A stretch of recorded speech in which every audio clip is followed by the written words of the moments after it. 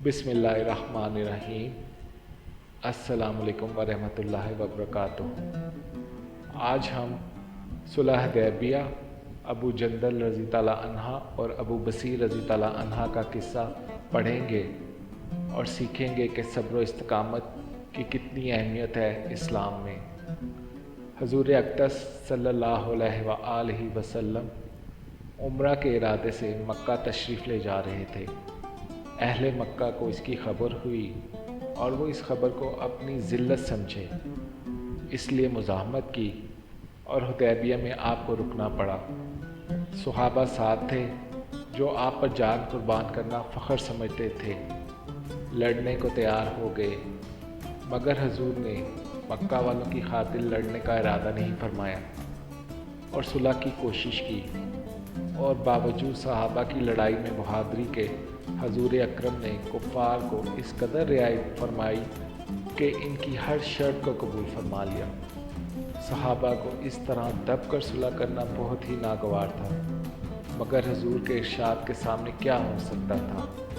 जानिसार थे और फरमा बरदार, इसलिए हज़रत उमर रज़ी ताला अन्हा से बहादुरों को भी दबना पड़ा।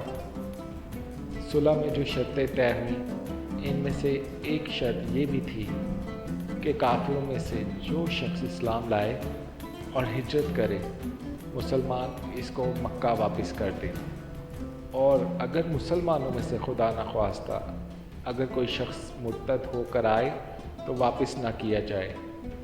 यह सुलहनामा अभी तक पूरा लिखा भी नहीं गया था कि हज़रत अबू जंदल रज़ी ताला अन्हा एक सहाबी थे जो इस्लाम लाने की वजह से तरह तरह की तकलीफ़ें बर्दाश्त कर रहे थे और जंजीरों में बंधे हुए थे।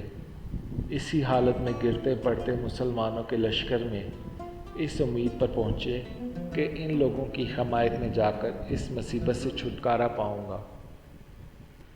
बाब सुहेल ने, जो इस कफ़ार की तरफ से वकील थे और इस वक्त तक मुसलमान नहीं हुए थे, फ़तह मक्का में मुसलमान हुए। उन्होंने इनके मुंह पर तमाचे मारे और वापस ले जाने पर इसरार किया। हजूर ने इरशाद फरमाया कि अभी सुलहनामा मरतब भी नहीं हुआ।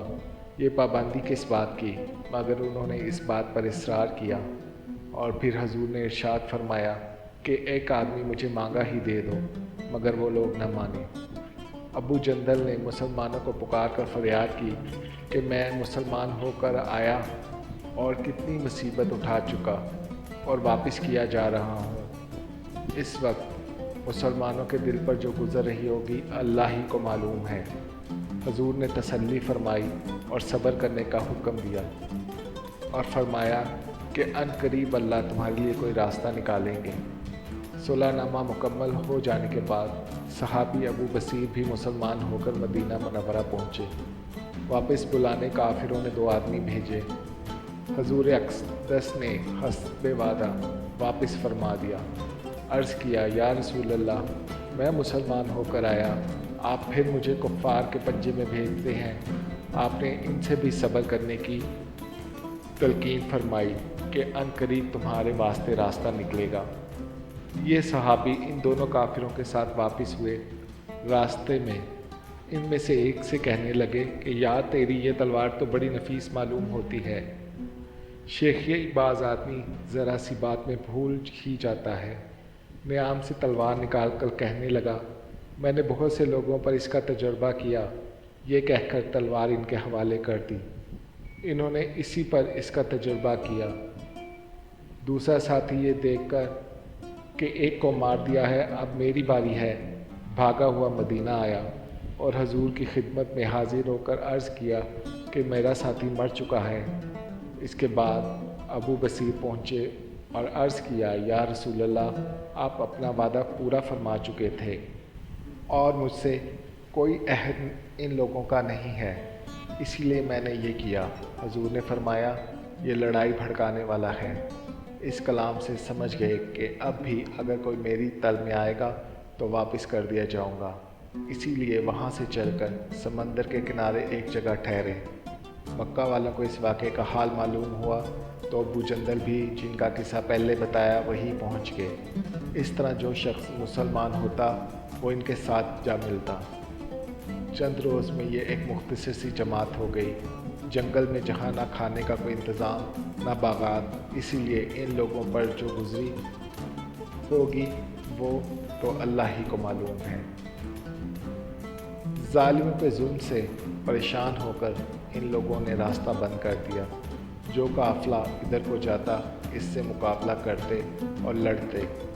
हत्ता के कफ़ार मक्का ने परेशान होकर हजूर की खिदमत में आज़ी और मिन्नत करके अल्लाह का और रिश्तेदारी का वास्ता देकर आदमी भेजा कि इस जमात को आप अपने पास वापस बुला लें, मुआहदे में दाखिल हो जाएं और हमारे लिए आने जाने का रास्ता खोलें। लिखा है कि हजूर का इजाज़तनामा जब हज़रत अबू बसीर के पास पहुंचा तो वो मर्जुल मौत में गिरफ़्तार थे। हजूर का दावतनामा हाथ में थाम कर इसी हालत में इंतकाल फरमाया। इस वाक़ये से हमें ये सबक मिलता है कि इस्तकामत और हौसले से अपने दीन पर डटे रहें। अल्लाह ताला हमारी मदद ज़रूर फरमाएंगे इंशाअल्लाह।